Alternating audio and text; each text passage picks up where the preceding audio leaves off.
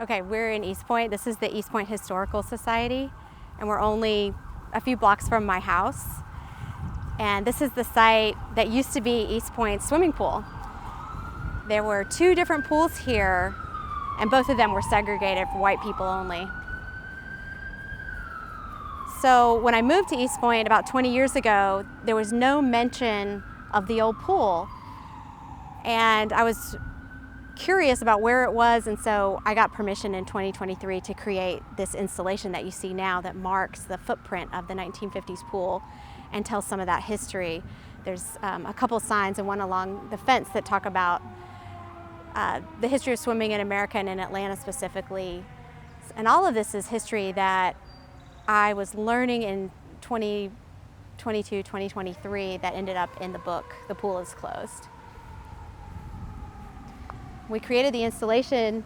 I thought it was just going to be up for one summer, and we designed it to last one summer, but it's now been up 2 years, so it's really cool that East Point Historical Society has kept the installation and has maintained it, and a lot more people are able to see it and learn this history.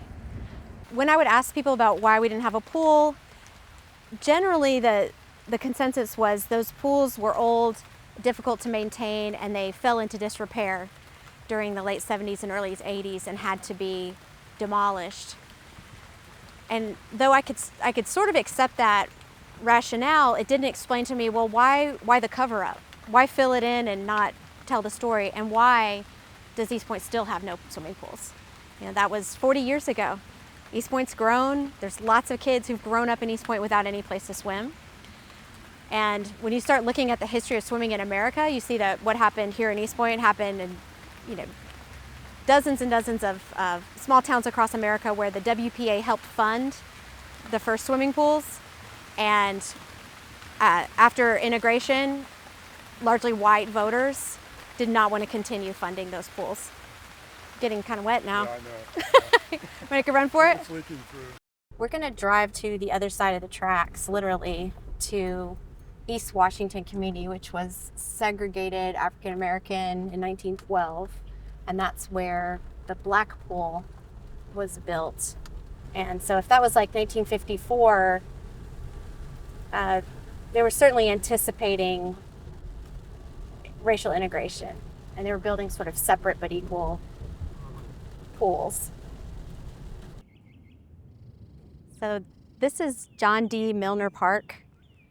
And we're in East Washington, which was the black community of East Point. And Milner Park is named after John D. Milner, who was a pro baseball player who grew up playing on the fields here and went on to play for, I think, the Pirates. So in 1954, the city was building a new and improved pool over on Spring Avenue for the white community. They also built a much smaller but identical swimming pool here for the black community. That was thanks to the advocacy of many city fathers in the East Washington community who lobbied for equal facilities for the black kids who needed to learn to swim. I wanted these 2 installations to feel the same, but they're just quite different. This is a more industrial area. It's now a parking lot for the park. We did install the same flags out here, but we had to remove them because the city needed the parking lot back. But we also installed some signage about what the pool was like, and we had a diving board on that end for the summer. We were able to keep that up for the summer, but by September they needed this parking lot back for back to school backpack giveaways and Little League. But I still feel, especially on a hot day like today, and we're in the middle of a parking lot, that a pool is very much needed here in East Point. This is where the diving board was. I think that my goal was that, this wound never healed. There's a reason we still don't have a pool in East Point. We don't fund these amenities, we don't value them. And so therefore, generations of kids growing up here don't have access to water and never learn to swim. And it seems a shame, not only for my kids, but for the kids who live in this housing project and this community. You can get to water if you if you have the time and money and connections to join the Y, or you know somebody with a backyard pool. But it's Saturday afternoon and you don't see any kids out. yeah, Imagine what yeah. it would be like with a pool here. Even if you don't care about the past, even if you're new to East Point, we all should care about the future of shared public space. And yeah, I think it's just, these were in some ways, really racist facilities, but the idea that we would make this kind of investment in public space is inspiring to me. We just needed to figure out how to do it in a way that was actually shared. And I'm such a nerd, but in all my research, I figured out that those 2 posts are original to the pool. I could see them on old photos, so I marked them. Everything else was demolished and erased, but a couple remnants. But didn't start looking for a pool for my kids till 2017 or so. It became an urgent need to find water when my 2 sons were about 4 and 6. And I realized I was trying to pay money for swimming lessons, which were expensive and hard to find. But if they didn't have a place to practice, then that was going to be a waste. Learned to swim in the public pool in Forest Park, Georgia, not far from here. I remember taking lessons and then practicing those lessons in backyard swimming pools. Either friends from church had a backyard pool, or my grandmother had a backyard pool. So the public pool was important for learning to swim, and then I actually probably put those lessons into practice among friends in private pools. But I grew up having access to a creek that was swimmable. My family had property in North Carolina and just had a lot of freedom to wade, swim, and play, tube in that creek without fear. But I don't know, it's not like we went to the beach a lot or had a lake house or anything like that. It was just, once I learned when I was pretty young, after that point, swimming is something that happened a few times a year, and I wasn't afraid of it. I saw that with my kids, that lessons were important, but play was the most important. Play with other kids, because the other kids in the water were challenging them to try things that they were afraid to try. So they were terrified to be alone with an instructor in the water, but it suddenly seemed like an adventure if there were other kids, particularly other little boys, which is why it's such a dangerous time for kids, is why drowning deaths peak around young boys. And that's, that experience of peer influence and learning among others, that doesn't happen in your private backyard pool. It happens in a public space, like a public pool, or a place where lots of kids come together to play. Yeah, there's something about that pack instinct kicks in, and you gotta show off, and you can't back down.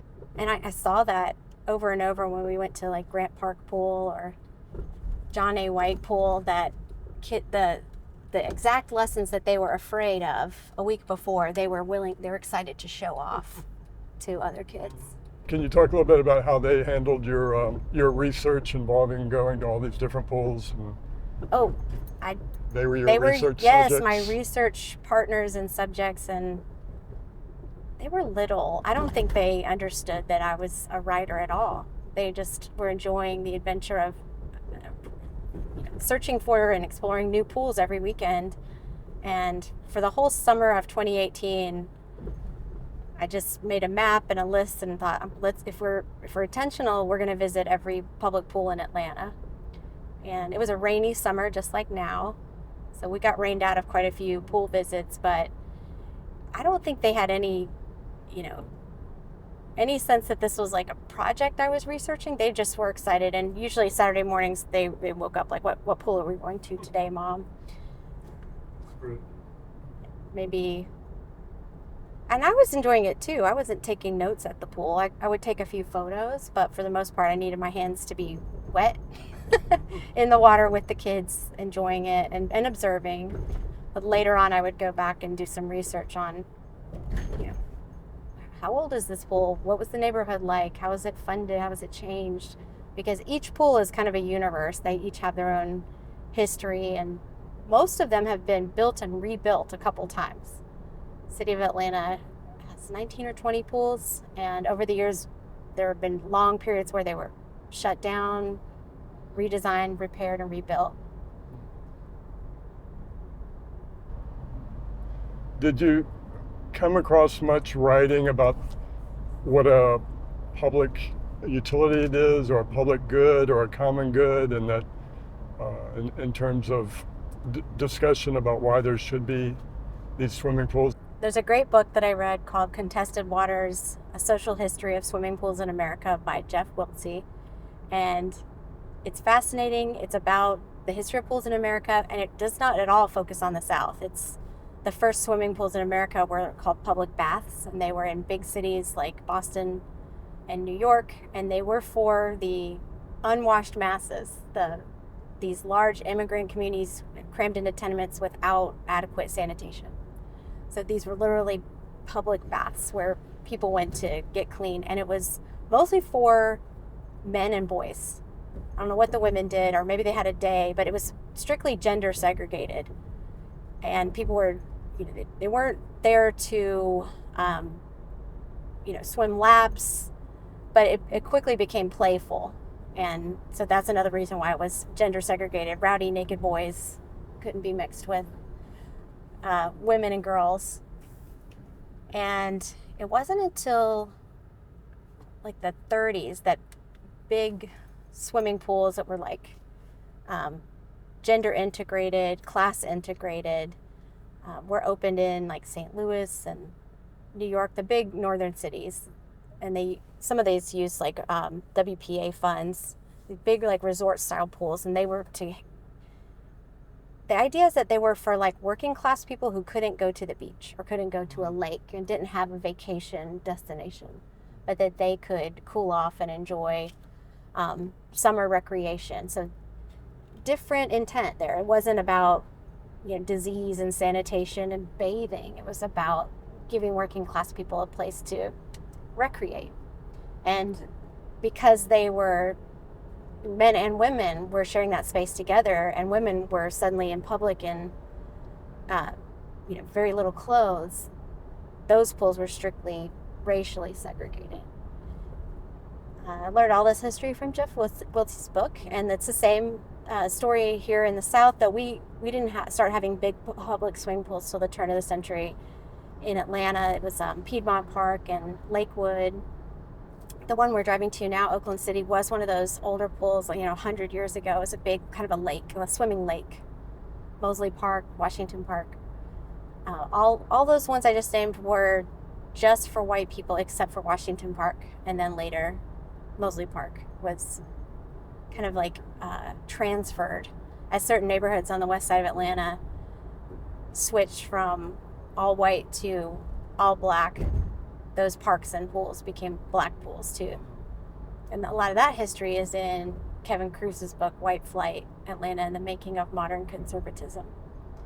But up until the 60s, like 1963 was when the pools were officially desegregated by law. It seemed that the communities expected swimming facilities. That was part of living in a big city, is that there would be pools. Mm-hmm.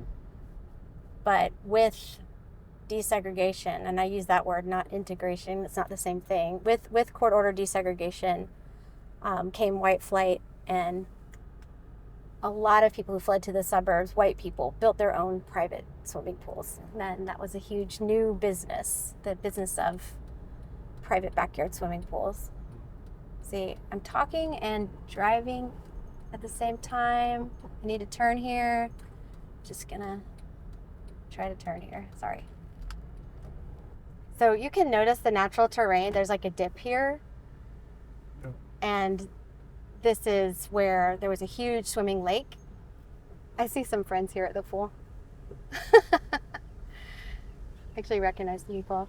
So there's a big swimming lake here, turn of the century. Eventually it was, all the lakes were, they call those bathtub swimming pools. Sorry, I'm gonna not be able to park and talk at the same time. They were spring fed and drained occasionally. They weren't treated or filtered. Okay.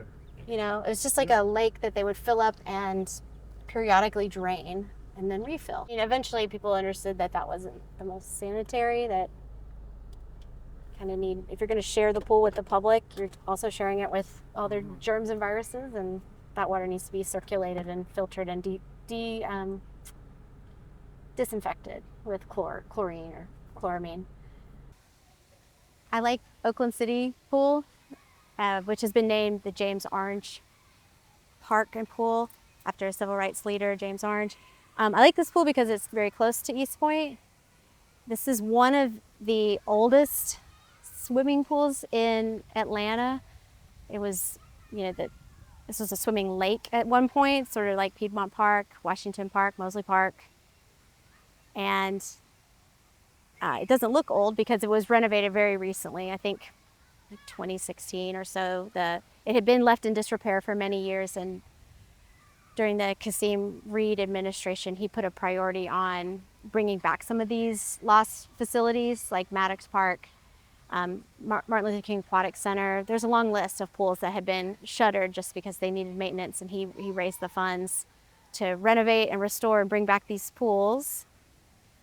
So now, the funny thing about Oakland City Pool now, it's active, it's a great day to be here, but it's not very deep. I think the deepest part of the pool is maybe 3 feet, 3.5 feet. So it's more of there's a splash pad and there's an area for splashing around and cooling off, but it's not the kind of place where you can swim laps. And I think it'd be tough to learn how to swim here because it's so shallow, but it's really designed by and for this community that doesn't have a lot of swimming skills. And that's related to, the pool being closed for many, many years. And, if one generation doesn't learn, they're not able to teach their kids. So even though this was a really fun pool when my kids were little, I don't think they would love it so much now because they can't do a cannonball into this pool or race their friends. It's more of a beginner's pool. It was impossible to find a diving board at a public pool now because of liability issues. But you can see there's lifeguards, it's fully staffed. It's a very, safe pool. It's a really nice pool, but it is just a place to start to learn water skills and to cool off on a hot day. That's what this community wanted and how they designed it. And the other thing about your book was about paying admission versus free swim. I mean, Is it one of those pools where you have to pay to get in? Hey, how are you? I don't know how to enter the pool. You have to walk around and go in that building. Okay. But just follow this all the way around. They'll let you in. All right, thank you. Have fun. Thank you.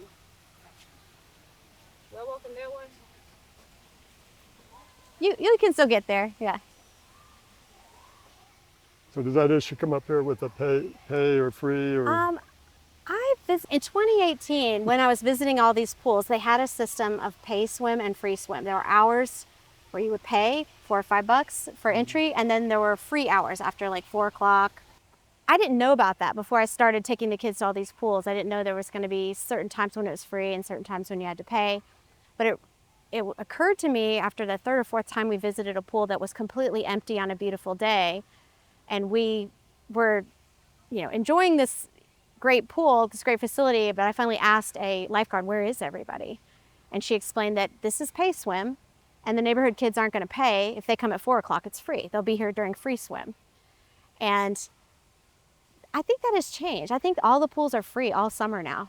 But the city had to change the way they staff the pools because during free swim, they now have a police officer on duty at the pools. They now have metal detectors at the pools, and they make sure that the lifeguards are, they're staffed enough to handle a free swim crowd, which is bigger and it's rowdier. But it felt really like a version of segregation I hadn't expected when we were in the biggest public pool in Atlanta, which is Pittman Park, and we were the only people there. And there were literally kids on the outside of the gates watching us swim. And of course, we were the only white people, and the black kids from the neighborhood are watching us swim. And that was very uncomfortable. But I learned about, how the pools are staffed. At first I thought these should be free all the time, but after in 2021 when the pools reopened after the pandemic, they were free all the time, and there was a shooting at Adams Park Pool. A kid was killed in the parking lot, and so the city had to change the way that they manage free swim. You asked a question earlier about public goods and I talked about a couple books, but another book that touches on this is Jane Jacobs' The Death and Life of Great American Cities. She talks about what makes parks work, how some parks are successful, some parks are just a void in a landscape where people feel free to, there's crime and there's vagrancy and dumping. And part of what makes parks work and what makes pools work is that they're supervised. Every pool has lifeguards and attendants, and people are constantly checking the water. So there's a different level of safety and benefit to a pool. Of course, it's way more expensive than a splash pad, way more expensive than a baseball field and a passive recreation area where there's no staff. But pools she compared them to like skating rinks, ice skating rinks, or areas where you're going to draw visitors from all over the area. It's not just for the neighborhood, but she called it demand goods and that's the case here. I was attracted to this park, not because it's convenient for me, but because it has a pool and I don't have a pool. So different groups of people come together when there's demand goods, when there's a great swimming pool. But I definitely saw firsthand that the lifeguards they can only handle one thing, and that is watching the water to make sure nobody drowns. They're not going to break up fights. They're not going to tell kids to stop smoking weed. They're not going to, try to manage the crowd. They're just there to make sure nobody drowns. And that's enough. So on a very crowded, rowdy day, a lot of staff is kind of needed to make the place fun and safe for everyone. I think that's the thing about the book. You go back and you think about what it was like growing up, and then you try to relate to kids growing up today, how much has changed. I did. First of all, it smells really good, doesn't it? Mm-hmm. I like that smell. I did think and I talked to my parents and people my parents' age about how did you learn? And how did you teach me? What were the barriers or hurdles you had to jump to learn to swim? Because I'm feeling like this is really hard and unfairly hard, and it's falling on me, the mom, to figure out how to get lessons and drive the kids all over town, and it is terrifying to learn how to swim. It is hard for kids to learn. Yeah, for some kids. I remember feeling like they're trying to kill me out here. Won't somebody stop this crime that's happening? But then, once you learn, you forget about that. You have amnesia that it was ever difficult. Yeah. But my parents didn't have the same challenges. They had lakes they could swim in. They mentioned lots of private lakes that are now not available. They've been drained, redeveloped. They had public pools. And then I was lucky that I had a grandparent with a swimming pool. I spent a lot of time at Mima and Papa's pool. But my kids don't have that at all. None of that. None of those lakes, not even the backyard pool. Nobody wants to think that the generation coming after them is getting less. I mean, our world is mostly water. Anywhere you go in the world, it's nice to know how to survive and enjoy the water. You could save your own life and save someone else's life. But why did that stop being important? Or why did, stop being a requirement? It's just super expensive to maintain swimming facilities. And it's hard for individual families to do it. It kind of needs to be a collective project. Do you think some kids growing up, people don't really look ahead to an opportunity to be swimming in a lake or an ocean, so it's not relevant anymore? Did you come across that fact that it's not relevant to learn to swim anymore? I mean, people who already know how to swim feel that way. My parents don't get in the water very often. It's just not part of their life. And so they forget how important it is for kids to learn. I was that way in my 20s. If I got in the water a few times a year at somebody's pool party or trip to the beach, that was enough. I too forgot how important it is to learn. But I don't know, is it the urbanization of America. We live in cities now and are not going to just randomly end up at a lake or a creek or on a river. Is it about the general disconnect from nature? That we're not putting ourselves in those positions very often. It's hard. In Georgia, our rivers and creeks are privatized. The lakes, the ones that exist, are on private property. I understand that, you know, you can go to other places in the country, Vermont or Michigan, and there's lots of public access to public waters, but it's not that way.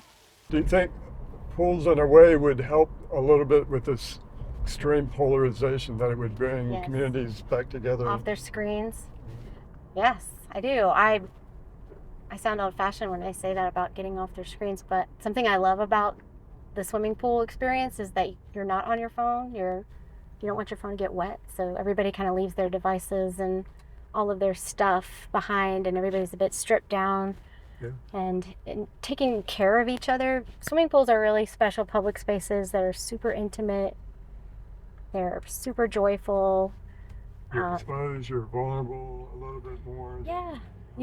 At a pool, you'll see people taking a nap or flirting or learning a, really difficult skill. You might see people swimming laps. Some people consider it a spiritual experience to be in the water. There's a lot going on, and it's not the same as any other public space, like riding MARTA or going to a public library or going to public school. It's a lot more fun, honestly. You hear a lot of laughter and joy, and people are making memories for their whole life in these places. So when we lose that, and we lose those kind of public spaces that are truly for everyone and they're free, it hurts our democracy. I think when we think about what democracy is and where it happens, I feel like it happens in parks, happens in public spaces, in school classrooms, libraries, on the bus. And you do encounter difficult people and different people, but you also encounter disability and difference in a way that I think grows compassion. I just saw that over and over in the public pools, and I continue to see that people are looking out for each other. Everybody's a little uncomfortable in the beginning, because we're not used to being in our underwear in public. And often you're among strangers, but what you have in common is that you're hot and sweaty, and this pool is offering relief, and it's such a relief.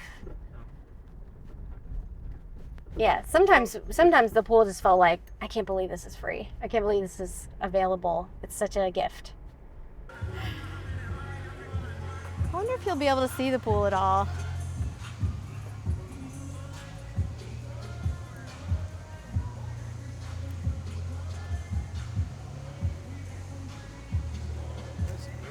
Nice, huh?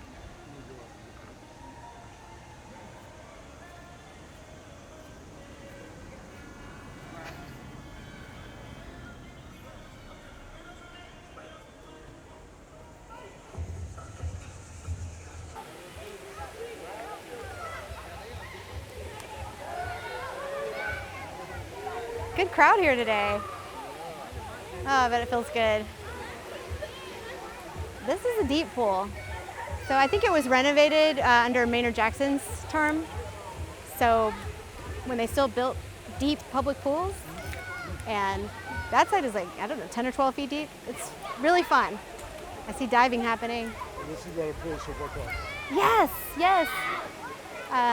Lots of different abilities. So you have the splash pad, and then the shallow end, and then there's a real pool for swimming laps and jumping and having fun.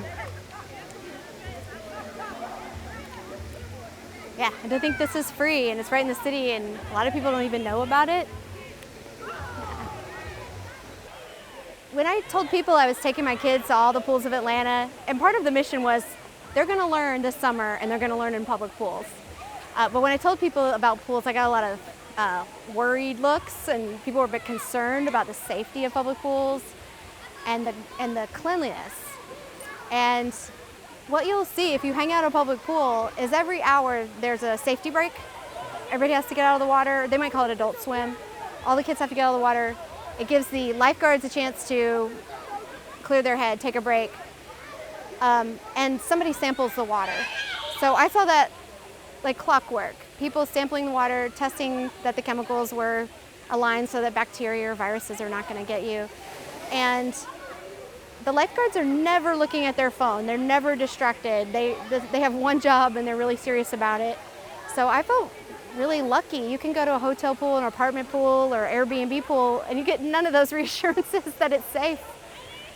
So honestly, I don't ever want to have my own pool. I don't want to take care of all this. I don't want to manage chemicals.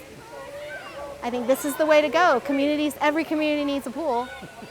And it should be free, and it should be well staffed and well maintained. And yeah, this is so great for these kids. The lifeguard here just went around and did a head count of everybody, and looks like he's getting ready for something with his whistle in his mouth.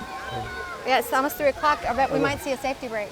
I love I love that testimonial, though. I think you just nailed it with your public service announcement For pools? Yeah. Yeah, I'm very Public evangelical now about the power of public pools. Yeah. I just don't think that you get this in a backyard pool.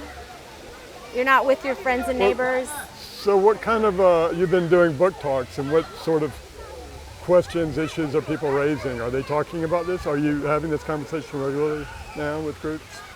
Yeah, I've been talking about the pool is closed. And at this point, people have read it and they have all kinds of questions. They're asking about, you know, they're asking questions about all these threads that I wove into the story about my particular kids, my family, my questions. There's chapters about stormwater and lost lakes and drownings and disparities in drowning deaths. So talking about a lot of that. A lot of people do want me to tell them what's the answer. How do we fund public pools? And gosh, if I knew I'd run for mayor, it's not that different than funding public libraries or public schools. Well, that's a great it's complicated. It's a great comparison with the public library too, because that's become a place of refuge for so many people, you know. Yes, that's where the bathrooms are, Hal. Bathrooms are only available in places like our public parks and public libraries. We don't otherwise have places for people to get out of the heat, get out of the rain, have some dignity. But so, I mean, you're kind of the only person out there who's sort of beating the drum for this that I can think of, really? right? I should beat it even louder. Being here today reminds me of how special it is, how fun it is. I mean, right now I smell somebody's grill, like some burgers down there at the pavilion. I smell chlorine. I feel this nice breeze. I'm just happy, and I'm not even in the water. And I'm not even a big swimmer. I wear contacts, and so every time I jump in the water, I'm like trying not to lose my contacts. But I just find it such a affirming place, and it's fun to. People watching is fun. And my going with kids is fun because they make friends instantly and start playing. I want to bring my grandkids here. Yes, and it's like I was just thinking a lot about the kind of kids I want to raise, and I have 2 sons, so the kind of white men I want to raise. And I'm like, help me, please, neighbors, help me raise compassionate, inclusive. Kids that are comfortable in their own skin and in the skin of other people. Well, they truly do recognize color. They're not blind. But they also just want to have a good time. And that's part of why I think pools are such a great experiment in public space and democracy, is unlike school, which can be so competitive, or other resources where we can be so greedy. It seems like in a pool, it's just a few months out of the year and a few sunny days out of the week that we're going to share this, so we're going to try this. And it's not a big deal. If we're out here for 30 minutes and it starts to rain, we leave. It's not a big deal. I wrote in the book too that so many of the pools of Atlanta that we visited, they look like this. They're just surrounded by an incredible forest. This is the best of Atlanta in my opinion. It's just these little oases in the beautiful parks. And that's the connection between, we call ourselves a city in the forest, but the forest exists because of all these creeks and water resources. They get preserved along all the waterways, and you can forget you're in a city right now. Well, besides the airplane, and then it's noisy. It's noisy like a city.